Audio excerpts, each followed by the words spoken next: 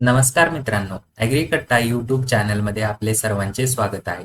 मित्रांनो, आपण जर महाज्योती, बार्टी, सारथी किंवा टार्टी या संस्थेमार्फत होणाऱ्या CET परीक्षेसाठी फॉर्म भरलेला असेल स्कॉलरशिपसाठी, तर मित्रांनो काही विद्यार्थ्यांचे कमेंट येत आहेत की त्यांना हॉल तिकीट काढायला प्रॉब्लेम येत आहे. तर मित्रांनो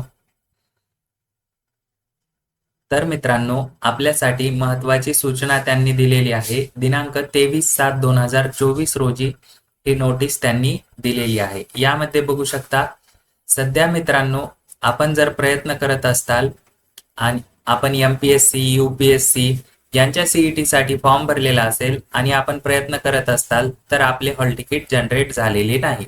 ते आपले 10 तारखेच्या नंतर जनरेट होणार आहे. परीक्षा आपली 10 तारखेच्या नंतर असणार आहे.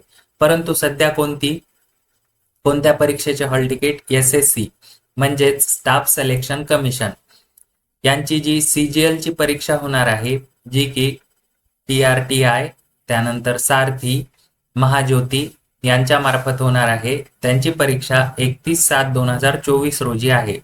आणि जी दुसरी महत्त्वाची परीक्षा म्हणजे बँकिंग क्षेत्रातील CET आहे, त्या परीक्षेसाठी आपण TRTI, सारथी, महाज्योती मार्फत फॉर्म भरलेला असेल तर त्यांची परीक्षा ही 1 ऑगस्ट 2024 रोजी होणार आहे. या दोनच परीक्षेसाठीचे हॉल तिकीट सध्या जनरेट होत आहे. तर त्याची प्रक्रिया काही विद्यार्थ्यांना काय होत आहे, इनव्हॅलिड लॉग इन क्रेडेन्शियल असा मेसेज येत आहे. तर या ठिकाणी आपण सूचनेमध्ये महत्त्वाचा पॉइंट बघूया. कॉमन एंट्रन्स टेस्ट याचे दुसरे सत्र 10 ऑगस्ट 2024 पासून सुरू होणार आहे. त्यामध्ये UPSC civil services, MPSC engineering services आणि नॉन गॅजेटेड ग्रुप B आणि C परीक्षेच्या ज्या CET होणार आहेत त्या 10 ऑगस्ट नंतर होणार आहेत. त्यामुळे मित्रांनो अशाच विद्यार्थ्यांनी कमेंट करा ज्यांची SSC आणि बँकिंग रिलेटेड CET आहे. चला मग बघूया आपल्याला काय अडचणी येत आहेत. मित्रांनो, आपण या ठिकाणी जेव्हा आपण हॉल तिकीटच्या पेजवर येता, आपल्याला डिस्क्रिप्शन बॉक्समध्ये लिंक दिलेली आहे. त्या ठिकाणी आपल्याला application number, date of birth, captcha fill करून लॉग इन करायचं आहे. 25/7/2024 पासून 1 ऑगस्ट 2024 पर्यंत आपल्याला हॉल तिकीट प्रिंट करायचे आहेत. तर या ठिकाणी ॲप्लिकेशन नंबर, पासवर्ड जो की डेट ऑफ बर्थ पण टाकू शकता आणि कॅप्चा फिल करून लॉग इन बटनवर क्लिक करायचे आहे. तर आपण ॲप्लिकेशन नंबर टाकला, त्यानंतर पासवर्ड टाकला आणि कॅप्चा फिल केल्यानंतर आपल्याला अशा पद्धतीचा इनव्हॅलिड लॉग इन क्रेडेन्शियल असा एरर मेसेज येत आहे. तर याचे सोल्युशन काय असणार आहे मित्रांनो, बघू शकता इनव्हॅलिड क्रेडेन्शियल असा एरर मेसेज येत आहे. तर याचे सोल्युशन आपण व्हिडिओमध्ये बघणार आहोत. यासाठी मित्रांनो आपण फॉर्म भरतेवेळी जो ईमेल दिलेला असेल, काही विद्यार्थ्यांकडून हा फॉर्म PDF फॉर्मॅटमध्ये सेव्ह केलेला नसेल किंवा प्रिंट आउट नसेल, तर अशा विद्यार्थ्यांसाठी महत्त्वाचा व्हिडिओ आहे. आपल्याला महाज्योतीकडून एक ईमेल आलेला आहे, महाज्योती रजिस्टर्ड ॲप्लिकेशन सबमिशन अशा पद्धतीचा. आपण Gmail मध्ये जाऊन महाज्योती असं टाईप केलं किंवा TRTI किंवा बार्टी, आपण ज्या संस्थेमार्फत फॉर्म भरला आहे ती टर्म सर्च करायची आहे आणि आपल्याला अशा पद्धतीचा मेसेज दिसणार आहे. यामध्ये आपण जर बँकेचा फॉर्म भरलेला असेल तर आपल्याला MBIR असा काहीतरी स्टार्टिंग मेसेज दिसणार आहे. This is reference to application registration number. MBIR पासून सुरू होणारा आपला रजिस्ट्रेशन नंबर असणार आहे. अशा पद्धतीने बघू शकता, आपण तो सर्च करायचा आहे. आणि आपल्याकडे जर ईमेल नसेल तर मग काय करायचं आहे, तर मित्रांनो आपण जो रजिस्टर्ड मोबाईल नंबर दिलेला आहे त्यामध्ये आपल्याला मेसेज आलेला आहे, टेक्स्ट मेसेज अशा पद्धतीने असणार आहे. दिनांक 8 जुलै 2024 रोजी आलेला मेसेज आहे. यामध्येही आपल्याला ॲप्लिकेशन नंबर मिळणार आहे, तो आपण बघून घ्यायचा आहे. आपण जर MPSC साठी फॉर्म भरलेला असेल तर स्टार्टिंग MA पासून सुरू होईल. UPSC साठी भरलेला असेल तर MUPS अशा पद्धतीने आपल्या ॲप्लिकेशन नंबरची सुरुवात होणार आहे.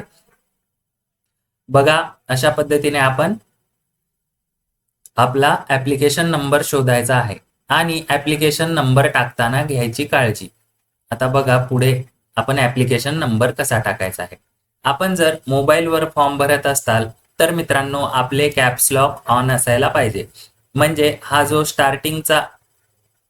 स्टार्टिंगचे अल्फाबेट आहे हे कॅपिटल लेटर्स मध्येच पाहिजे. अशा पद्धतीने आपण कॅपिटलमध्ये MBIR किंवा MUUPSC असं काय जे स्टार्टिंग आहे ऍप्लिकेशन नंबरची ही कॅपिटल लेटर्स मध्येच पाहिजे. आणि लॅपटॉप किंवा कम्प्युटरवर भरत असताल तर कॅप्स लॉक ऑन करून घ्यायचे आहे. त्यानंतर आपला पासवर्ड टाकायचा आहे. डेट ऑफ बर्थ टाकली तरी चालेल, पण ती कशी असायला पाहिजे, DDMMYYYY या फॉर्मॅटमध्ये टाकायची आहे. आणि कॅप्चा फिल करून घ्यायचा आहे. कॅप्चा हा स्मॉल लेटर कॅपिटल लेटर्स दोन्हीचं कॉम्बिनेशन किंवा नंबरही असू शकतात.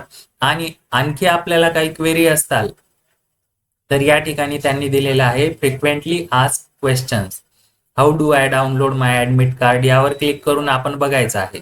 तर आपल्याला जास्तीत जास्त काय प्रॉब्लेम येत आहे, where do I get application number and password, जसं की आपण सुरुवातीच्या 2 पेजेसमध्ये सांगितलेलं आहे ते आपण बघून घ्यायचं आहे.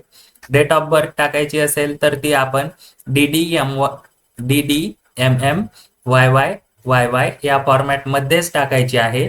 आणि ऍप्लिकेशन नंबर एंटर करताना आपण लक्षात ठेवायचं आहे की आपल्याला तो सुरुवातीचे जे अल्फाबेट कॅरेक्टर आहेत ते आपल्याला कॅपिटल लेटर्सच टाकायचे आहेत. अशा पद्धतीने आपण हॉल तिकीट डाउनलोड करायचे आहे. पुढे बघूया. संपूर्ण माहिती भरल्यानंतर आपल्याला या ठिकाणी लॉग इन बटनवर क्लिक करायचे आहे. बघू शकता इथे ऍप्लिकेशन नंबर MBIR हे बँकिंग आणि SSC यांची CET ज्या विद्यार्थ्यांची आहे अशा विद्यार्थ्यांचेच हॉल तिकीट जनरेट होत आहे. मित्रांनो लक्षात ठेवायचं आहे. संपूर्ण माहिती भरून लॉग इन बटनवर क्लिक करायचे आहे. त्यानंतर आपले ऍडमिट कार्ड कसे दिसणार आहे तर अशा पद्धतीने बघू शकता. वर TRTIचा लोगो असेल, बार्टीचा असेल, त्यानंतर सारथी असेल आणि महाज्योती असेल. अशा पद्धतीने 4ही लोगो दिसणार आहेत. पुढे काय काय माहिती दिली आहे, या ठिकाणी रजिस्ट्रेशन नंबर दिला आहे, ऍप्लिकेशन नंबर आहे, त्यानंतर एक्झाम डेट अँड टाइम आहे, त्यानंतर एक्झामचे नेम आहे, बँक कोचिंग अशा पद्धतीने दिलेला आहे. बँक आणि SSC यांची CET फक्त सध्या डिक्लेअर झालेली आहे. त्यानंतर रिपोर्टिंग टाइम दिलेला आहे हॉल तिकीटवर, गेट क्लोजर टाइम दिलेला आहे, त्यानंतर तिकीट नंबर. आणि मित्रांनो आपल्याला परीक्षेमध्ये जो पासवर्ड टाकायचा आहे, एक्झाम सेंटरवर गेल्यानंतर आपली जी CBT होणार आहे, कम्प्युटर बेस्ड टेस्ट होणार आहे, त्या परीक्षेमध्ये आपल्याला जो पासवर्ड टाकायचा आहे तोही आपल्या हॉल तिकीटवर देण्यात आलेला आहे.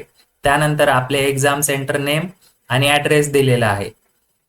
त्यानंतर विद्यार्थ्यांचे पूर्ण नाव दिलेले आहे आणि आधार क्रमांक दिलेला आहे, जेंडर दिलेला आहे. त्यानंतर काही डिसेबिलिटी आहे का त्याबद्दलची माहिती आहे, डेट ऑफ बर्थ आहे आणि कॅन्डिडेटचा ऍड्रेस आहे. आणि त्याच्यानंतर काय आहे, कॅन्डिडेटचा पासपोर्ट साईज फोटो. मित्रांनो आपल्याला परीक्षेला जाताना या ठिकाणी पासपोर्ट फोटो आहे त्याच्याच उजव्या साईडला affix your passport size photograph use in registration application, म्हणजे आपण रजिस्ट्रेशन करताना जो ऍप्लिकेशनवर फोटो दिलेला आहे तोच फोटो आपल्याला या ठिकाणी पेस्ट करून म्हणजे चिटकवून जायचा आहे आणि सोबत 1 ते 2 फोटोग्राफ घेऊन जायचे आहेत. मित्रांनो अशा पद्धतीने आपण आपले हॉल तिकीट डाउनलोड करू शकता, जे की फक्त SSC CGL ची CET आणि बँकिंगची CET या 2 CET साठीचेच हॉल तिकीट जनरेट होत आहे. आणि पुढील हॉल तिकीट जे MPSC UPSC अशा पदांसाठी अर्ज केले आहेत त्यांचे हॉल तिकीट हे आपल्या परीक्षा 10 ऑगस्ट नंतर होणार आहे. त्यामुळे परीक्षेच्या 4 ते 5 दिवस अगोदर आपल्याला हॉल तिकीट बघायला मिळणार आहेत. मित्रांनो अशाच माहितीपूर्ण आणि महत्त्वपूर्ण व्हिडिओ बघण्यासाठी ॲग्रीकट्टा यूट्यूब चॅनल सबस्क्राईब करून ठेवा आणि PDF मटेरियलसाठी टेलिग्राम चॅनल जॉईन करायला विसरू नका. धन्यवाद.